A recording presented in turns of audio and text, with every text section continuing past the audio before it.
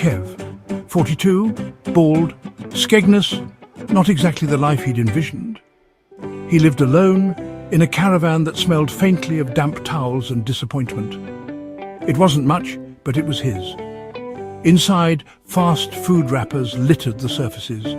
The air hung heavy and still. A single window, grimy with time, offered a glimpse of the outside world. A world that seemed to have passed Kev by. He spent his days lost in a digital world, a world where he could be someone else, someone braver, someone stronger, someone noticed. But Kev had a dark side. He was a danger to women and children, a predator hiding in plain sight. He was terrified of a man named Bibby, his sworn enemy, who he called a slimeball for exposing all of his vile behaviours. Kev also had a peculiar habit of putting cucumbers inside his rectum. His YouTube channel, Kung Fu Kev, was his escape.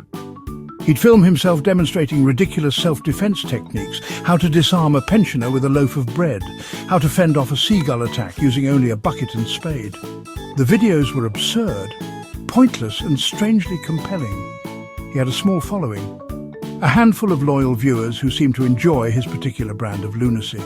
Their comments, often mocking but occasionally encouraging, were the closest thing he had to human interaction.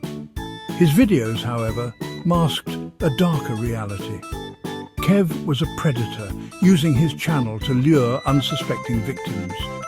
He was always on edge, fearing that Bibby would expose him further. Off camera, Kev was a prisoner of his own anxieties. He was terrified of everything and everyone.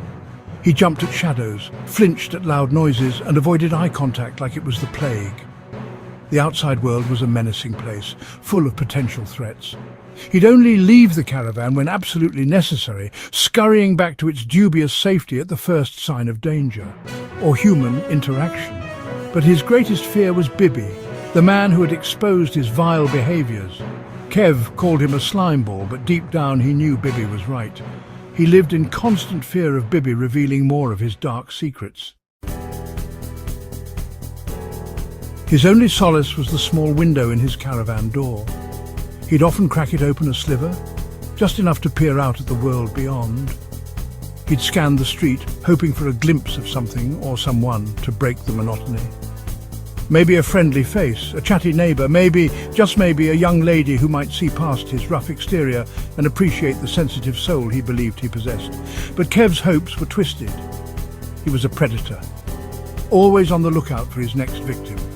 And he had a peculiar habit of putting cucumbers inside his rectum. It was a pathetic hope, but hope was all he had